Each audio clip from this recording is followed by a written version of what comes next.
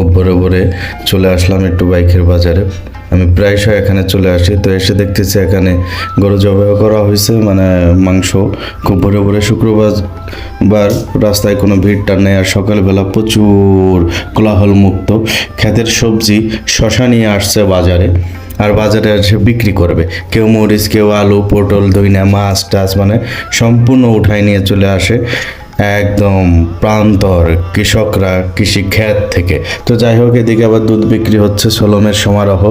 মানে এই যে মরিচ দুইটা দুইটা, আলু, আবার নারকেল, মানে বিভিন্ন। ওই যে মামারে পেয়ে গেছে, আবার মামারে কইলাম মামা আমারে 10 কেজি দুধ কিনে দাও দেখে দেখে। তো যাই হোক, বাগিনারা বলা মাত্র 10 কেজি দুধ ম্যানেজ করে ফেলছে, এবং 10 কেজি দুধ কিনলাম। আবার আইসে দেখি যে চাচারে, আমাদের স্বামী চাচা, তো চাচারে আর কি দেখলাম কাকাও দুধ কিনতে আইছে। তো বললো ভাইস্তা কী ব্যাপার? আমি বললাম কাকা দুধ কিনতে আইছি। বললো যে আমার কিনা শেষ হয়ে গেছে, বাড়ি যাবে কিনা? তো আমি বললাম চলেন চা খাই। আর চা